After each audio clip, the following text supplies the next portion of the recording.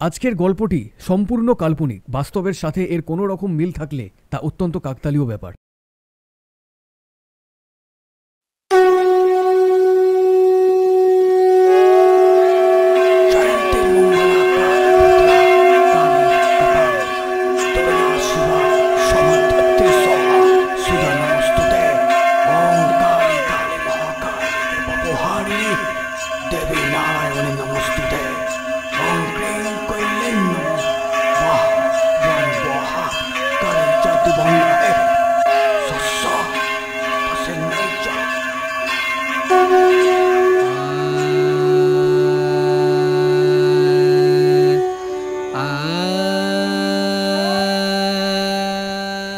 মা ঠাকুরন, খুব ভালো করছো রোজ দিন এই মন্দিরে এসে। একা কেন আসো? বড় মা আর বড় ঠাকুরনকে তো নিয়ে আসবে। তারা কেউ আসতে চায় না ঠাকুর মশাই, তাই আমি একাই আসি। বুঝি বুঝি, সবই বুঝি গো মা। আসলে ওদের রাগ হয়, জমিদার বাড়ির পুজোটা বন্ধ হয়ে যাওয়াতে ওদের খুব রাগ হয়। তাদেরকে বলে দিও রাগ না করে গ্রামের মন্দিরে পুজোতে অংশগ্রহণ করতে। মায়ের আশীর্বাদে সব কিছু ঠিক হবে। কিন্তু কিন্তু ভুলেও যেন ওই বাড়িতে কালী পুজো না করে। কি হবে যদি পুজোটা করা হয়? কেন গ্রামের লোকেরা মিলে আপনারা পুজোটা বন্ধ করে দিয়েছেন? পুজোটা হলে তো গ্রামেরই মঙ্গল। গ্রামের মঙ্গলের জন্য এই মন্দির আছে, কিন্তু ওই বাড়িতে পুজো হলে ওর আত্মা পুরো গ্রামটাকে শেষ করে দেবে। কিচ্ছু হবে না ঠাকুর মশাই, আমার কথা বিশ্বাস করুন। চুপ চুপ চুপ চুপ চুপ, আর কোনো কথা বলো না এই বিষয়ে। ও হয়তো আশেপাশেই আছে, শুনে ফেললে সর্বনাশ হবে। যাও মা, যাও যাও, কাল চেষ্টা করো সপরিবারে কালী পুজোয় এই মন্দিরে আসার। মায়ের আশীর্বাদে সব ভালো হবে। জয় মা, জয় মা। জমিদার বাড়ির মেজ বউ দুর্গাপ্রভা চৌধুরী রোজই গ্রামের এই নবনির্মিত কালী মন্দিরে আশায় বুক বেঁধে পুজো দিতে আসেন। যদি গ্রামের প্রধান পুরোহিত রামদুলাল চক্রবর্তী জমিদার বাড়ির বন্ধ হয়ে যাওয়া কালী পুজোটা আবার শুরু করার অনুমতি দেন, কিন্তু আশায় মরে চাষা। পুজোর কথা উঠতেই ঠাকুরমশাইকে যেন একটা অজানা ভয়তে আঁকড়ে ধরে।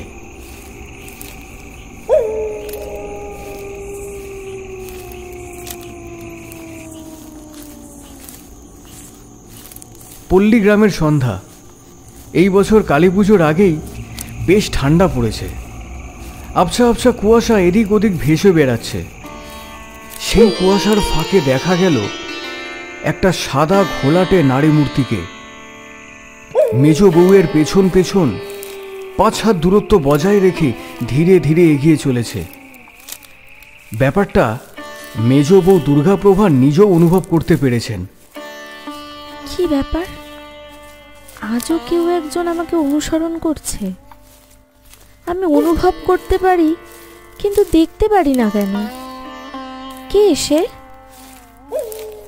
আমাকে কিছু বলতে চায়? মেজ বউ ভয় পান না, বরং অবাক হয়ে যান, কারণ ব্যাপারটা শেষ 1 সপ্তাহ ধরে তার সাথে রোজই হচ্ছে। রাস্তার পাশের ঝোপে হঠাৎ করে দুটো গ্রামের লোককে দেখা গেল, একজন যুবক ও আরেকজন প্রবীণ বৃদ্ধ। দেখতে পাচ্ছিস? হ্যাঁ, ও তো জমিদার বাড়ির মেজ বউ ঠাকুরান। আর কিচ্ছু দেখতে পাচ্ছিস না? কই না তো, আর কাউকে দেখতে তো পাচ্ছি না।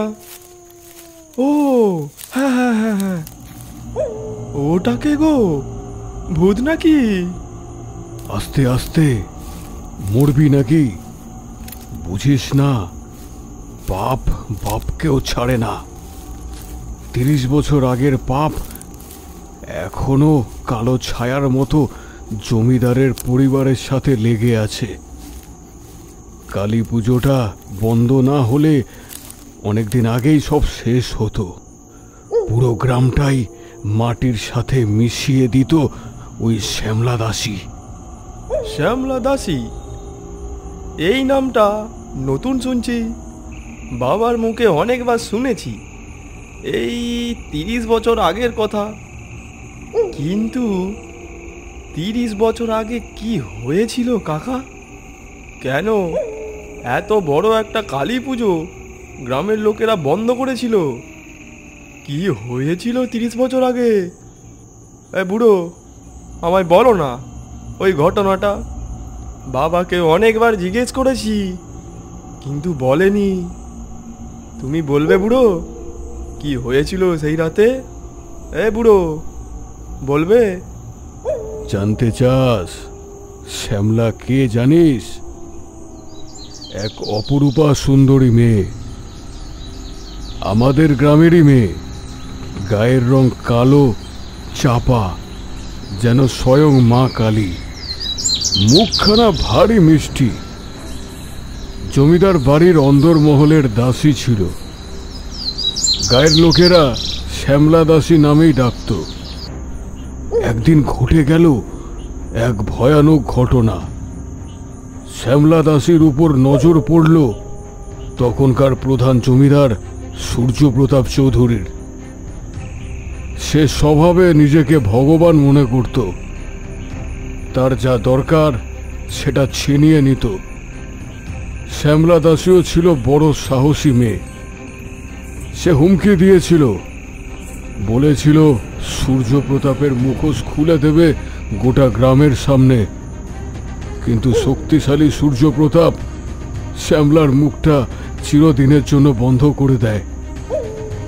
কাজটা করেছিল খুব চুপিসারে। সেই দিন ছিল কালী পুজোর রাত। ঢাকের আওয়াজে গোটা গ্রামটা যেন নেচে উঠেছিল। গ্রামের লোকেরা পুজোয় ব্যস্ত।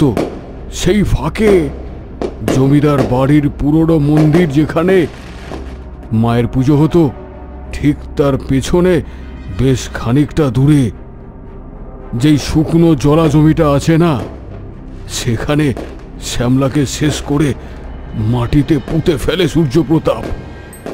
পুজোর শেষে তখনকার পুরোহিত সুদর্শন বাড়ুজ্যে গাত্রবন্ধন করে শ্যামলাকে আটকে দেয়, যেন জমিদার বাড়ির কোনো ক্ষতি না করতে পারে শ্যামলার আত্মা।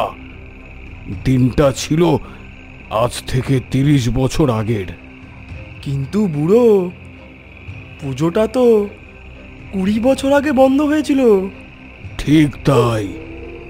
কিভাবে হলো ঠিক তো বুঝতে পারছি না।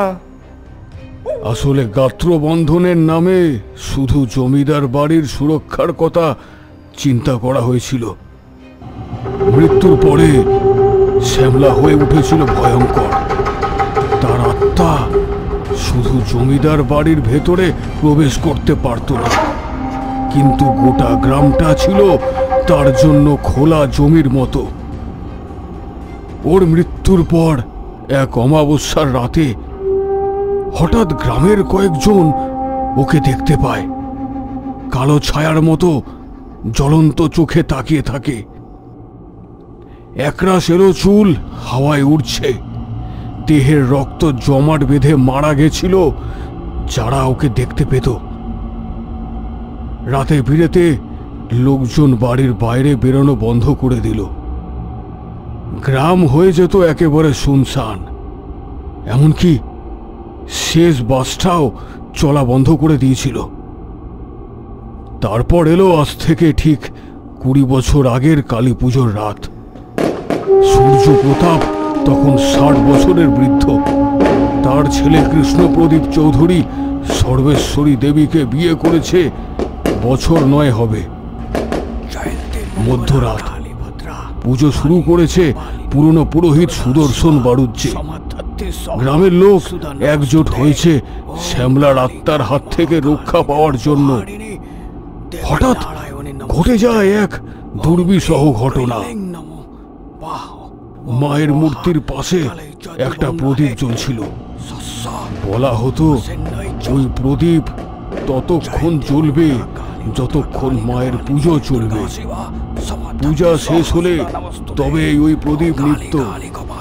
কিন্তু সেদিন হঠাৎ করে ওই প্রদীপটা নিভে গেল। তারপর যা ঘটলো, কি হচ্ছে?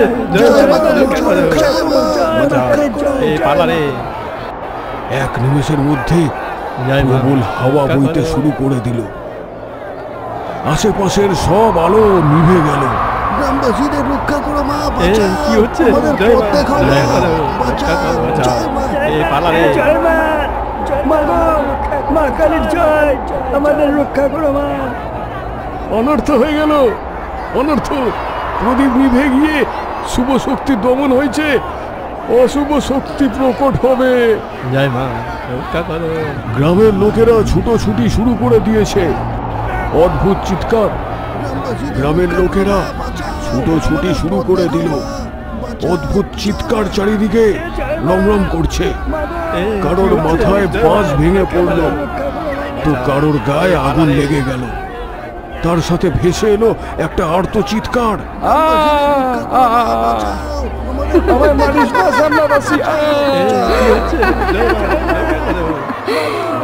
ভেবেছিলিস আমায় আমায় আটকাবি? হ্যাঁ, তোরা আমায় আটকাবি? পুরো বংশটাকে শেষ করে দেব, পুরো বংশটাকে শেষ করে দেব। পুরো বংশটাকে শেষ করে দেব। আমি তখন বেশ টকবগে যুবক। শ্যামলার ভয়ানক রূপ দেখে জ্ঞান হারিয়েছিলাম। যখন জ্ঞান ফিরল, তখন দিনের আলোয় এক ভয়ানক দৃশ্য দেখলাম। চারিদিকে সব লণ্ডভণ্ড হয়ে আছে। তারই মাঝখানে প্রথমে চোখে পড়ল সুদর্শন বারুজ্যের আগুনে পোড়া অর্ধেক দেহ, আর অদূরে পড়ে আছে সূর্য প্রতাপের মরদেহ। একটা লোহার লম্বা দণ্ড তার বুকের এপার ওপার হয়ে আছে। তারপর থেকে গ্রামের লোক বুঝতে পারে শ্যামলার আত্মা আসলে জমিদার বাড়িতে প্রবেশ করতে চাইছিল। সে সফল হয়েছে, কারণ এই ঘটনার পর থেকে গ্রামে শ্যামলাকে আর কখনো দেখা যায়নি। বাপ রে বাপ, কি ঘটনা শোনালে! এই কারণেই তাহলে কালী পুজো বন্ধ হয়ে যায়, তাই তো? হ্যাঁ রে খোকা, হ্যাঁ। গ্রামের লোকেরা বিরোধিতা করে এই পুজো বন্ধ করে দেয়। এতে গ্রামের মঙ্গল হয়। আর শ্যামলার আত্মা? শ্যামলা এখন জমিদার বাড়ির বাসিন্দা। ওদের পুরো বংশ শেষ করে তবেই শান্তি পাবে। কিন্তু এটা তো ঠিক না। একজনের রাগ সবার ওপর থেকে নেওয়াটা কি ঠিক? বুঝলে বুড়ো, বাড়ির পুজোটা শুরু হওয়াটা দরকার। না না না, একদম না। এই পুজো আর হতে দেওয়া যাবেই না। মা কালী জেগে উঠলে শ্যামলা আর ওখানে থাকতে পারবে না। এতে গ্রামের বিপদ হতে পারে। তুই চল, বাড়ি ফিরে চল, বেশি কথা বলিস না। দুই গ্রামবাসী বাড়ির দিকে রওনা দেয়।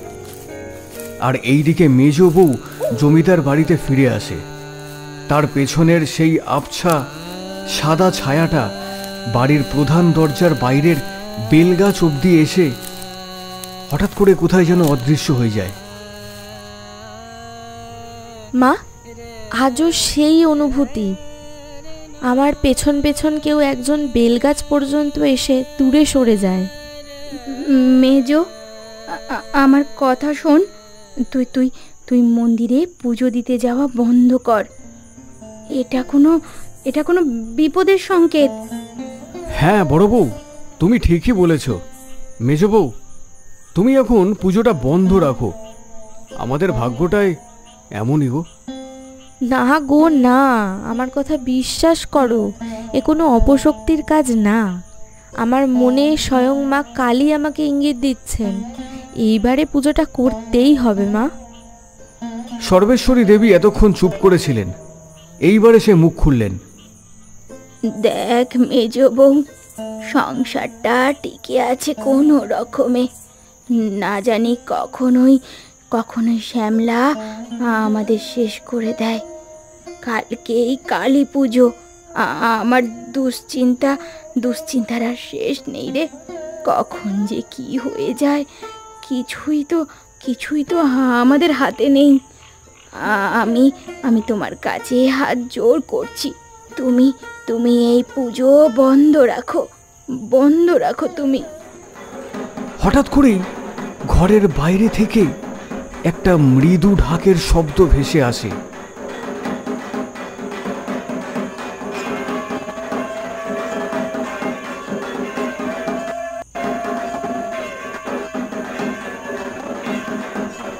যেন কোথাও পুজো হচ্ছে।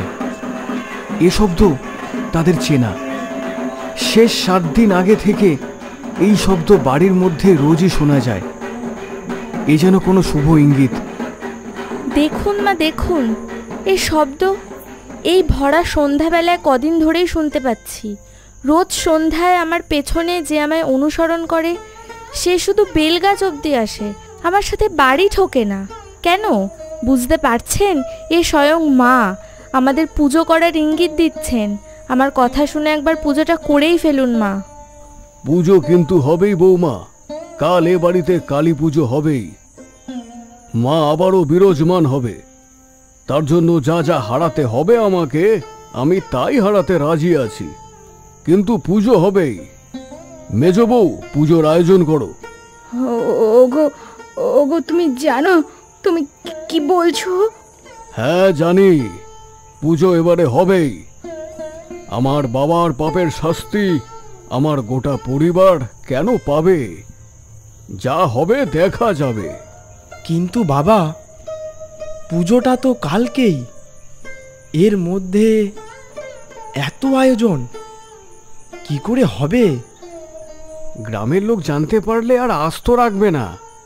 ওদেরকে সামলাবো কি করে? গ্রামের লোককে জানতেই দেব না। তা কিভাবে হয়?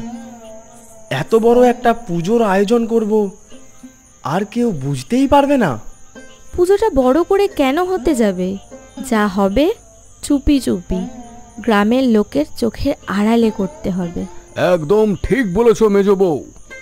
এইবারের পুজোটা বরং ছোট করে শুরু করা যাক। পরের বার যদি বেঁচে থাকি, মায়ের ইচ্ছায় বড় করে পুজো করব। একবার যদি পুজো শুরু হয় তাহলে এই সব গ্রামবাসী ব্যাপারটা মেনে নেবে। কিন্তু এইবারে যেন কেউ টের না পায়। তো তোমরা কি কেউই আমার কোনো কথা বুঝতে পারছো না নাকি? গ্রামবাসীকে ছাড়ো, ঘরের মধ্যেই যে বিপদ বাসা বেঁধে আছে তার কথা ভাবো।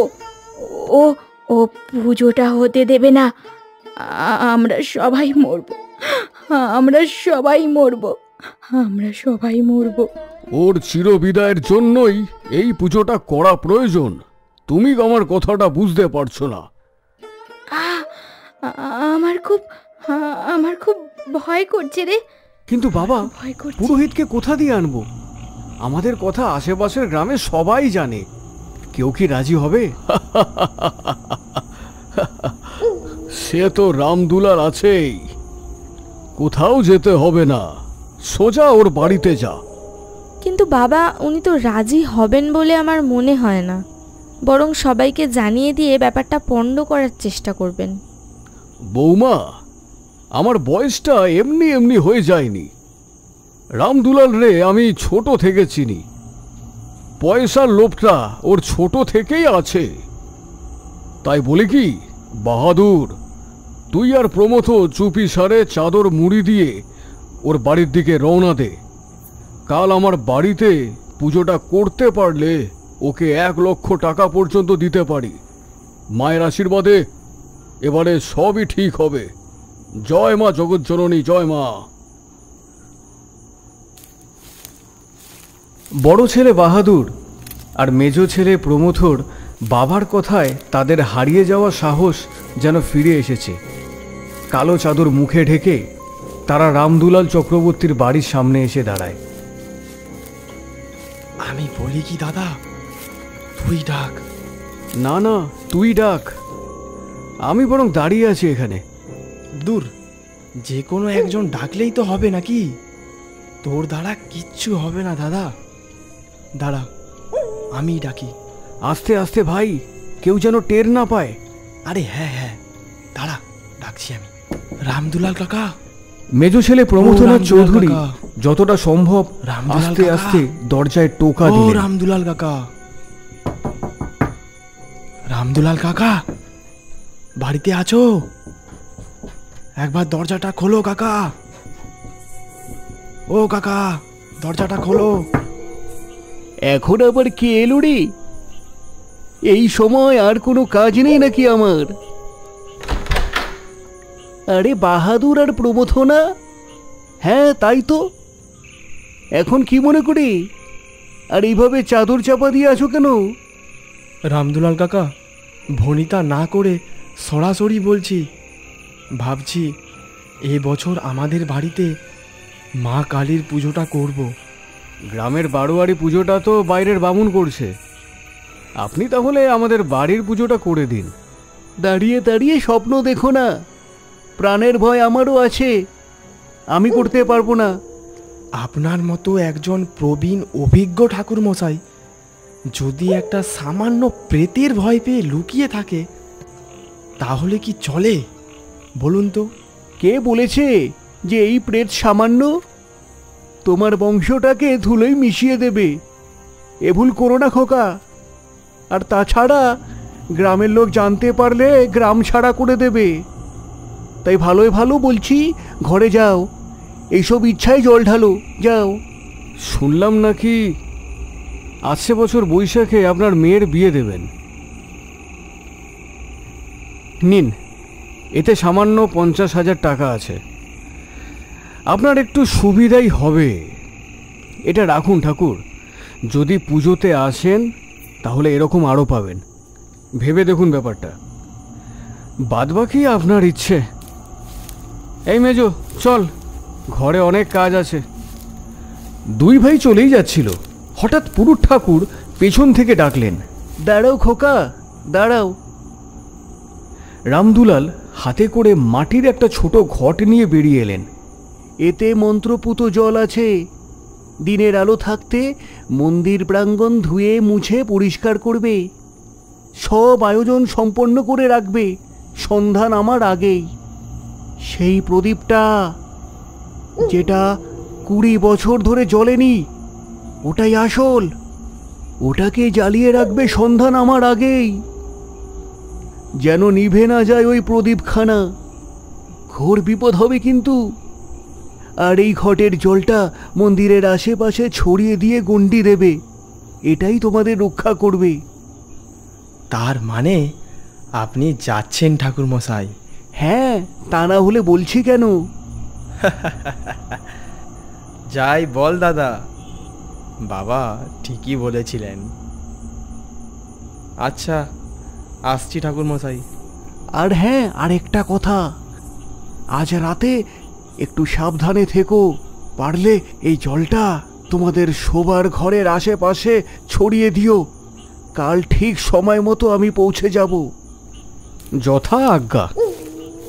দুই ভাই জমিদার বাড়িতে ফিরে এসে খাওয়া দাওয়া সেরে নিয়ে ঠাকুর মশাইয়ের দেওয়া সেই মন্ত্রপুত জল দিয়ে ঘরের বাইরে গণ্ডি কেটে শুয়ে পড়ে। গভীর রাতে ভয়ানক একটা হাসির শব্দে কৃষ্ণপ্রদীপের ঘুম ভেঙে যায়। জানলার বাইরে দেখতে পায় একটা ভয়ানক মূর্তি। কি ভেবেছিস একটা সামান্য জল দিয়ে আমায় আটকাতে পারবি? হ্যাঁ, আমিও দেখব কিভাবে তোরা পুজো করিস। ঠিক সময় তোদের পুজো আমি ভণ্ড করে দেব। আমি পুজো ভণ্ড করে দেব। কালই তোদের ছোট ছেলে শহর থেকে আসছে না, একেবারে সব কটাকে শেষ করে দেব। এই বলে শ্যামলার প্রেতাত্মা হাওয়াতে মিলিয়ে যায়। কৃষ্ণপ্রদীপ মায়ের নাম জপতে থাকে এক নাগাড়ে। সারা রাত ধরে চলে শ্যামলার তাণ্ডব। সব কিছু যেন লণ্ডভণ্ড হয়ে যায়।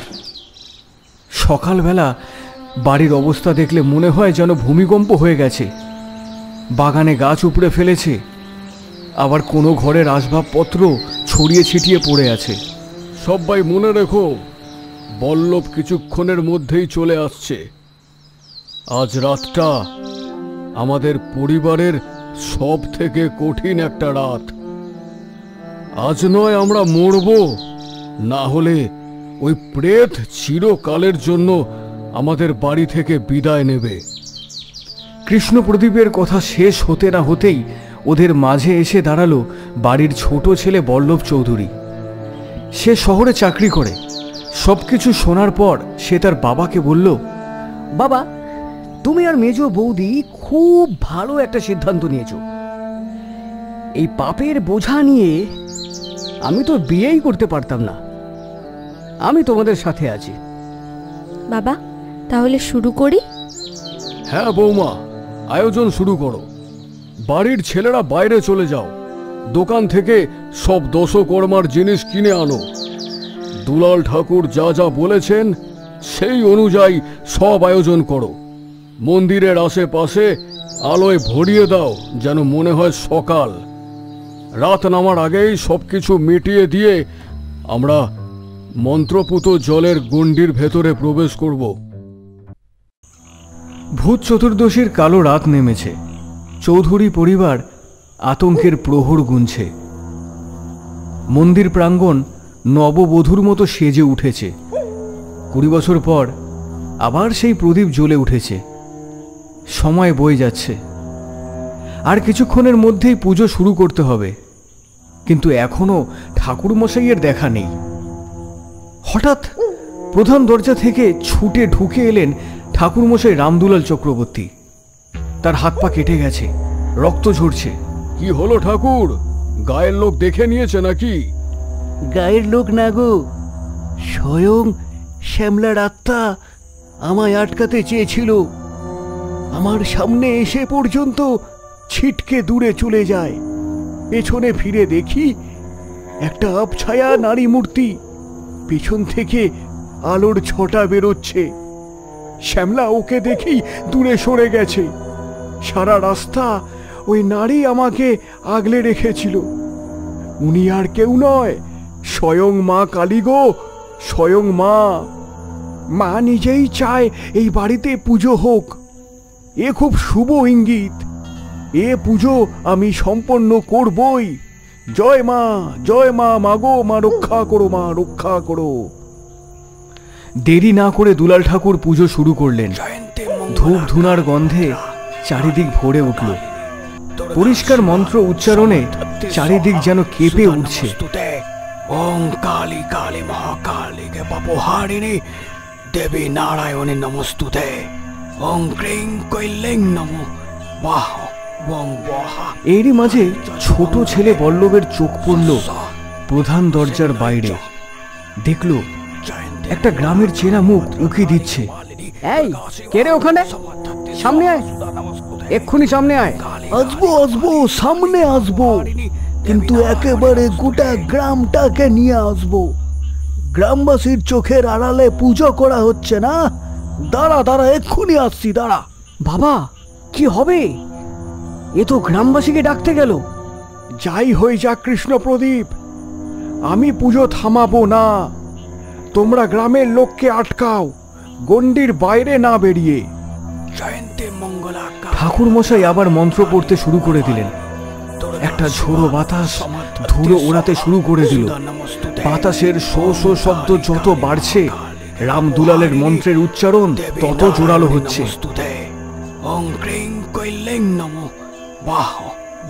হঠাৎ দূর থেকে একদল লোককে লাঠি সোটা নিয়ে এই দিকে এগিয়ে আসতে দেখা গেল। তাদের চিৎকার এখানে অবধি এসে পৌঁছচ্ছে।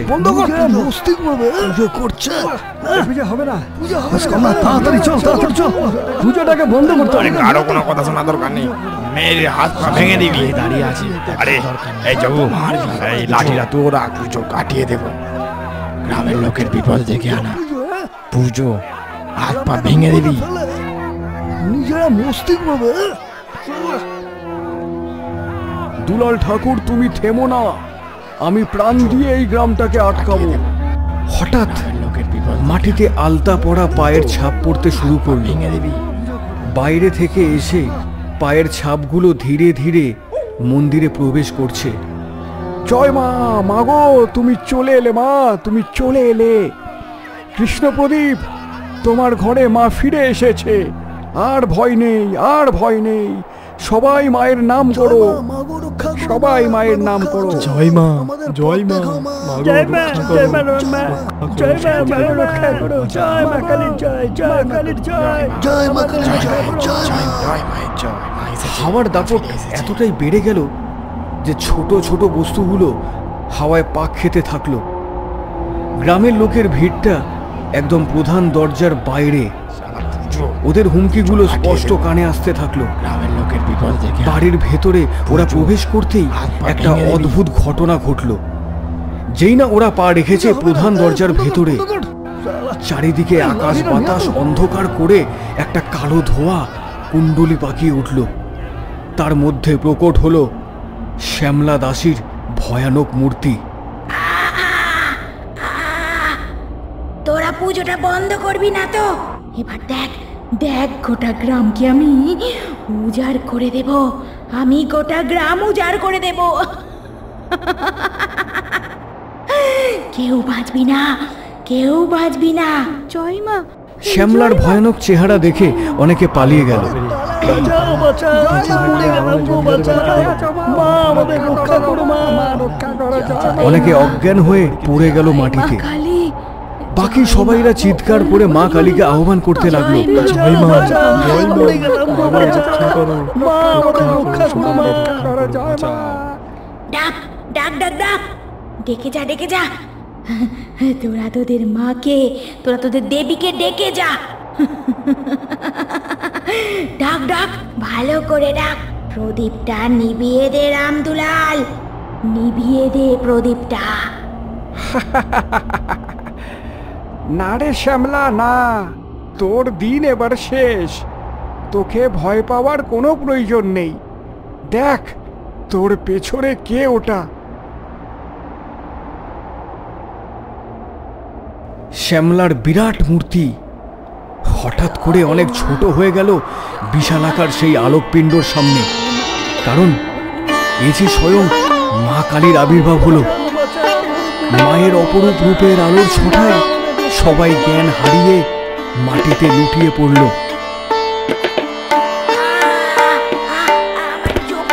আমার চোখটা চলে যাচ্ছে। তুই কে? তুই কে?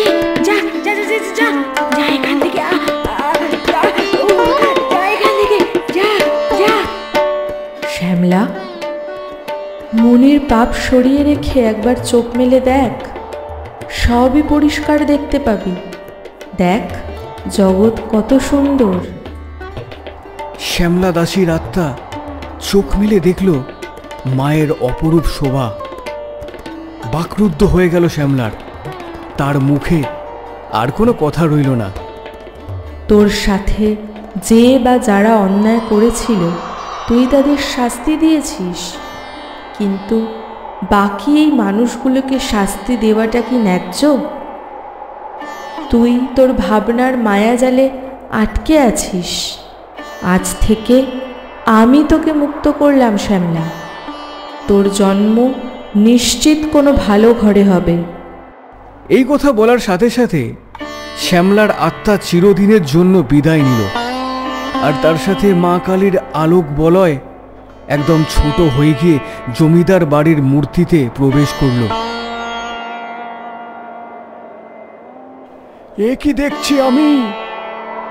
মা প্রতিষ্ঠিত হয়েছেন নিজের ইচ্ছায়। জয় মা, জয় মা। সবাই ওঠো, দেখো একবার চোখ মেলে দেখো। রামদুলালের ডাকে সবার ঘুম ভাঙল।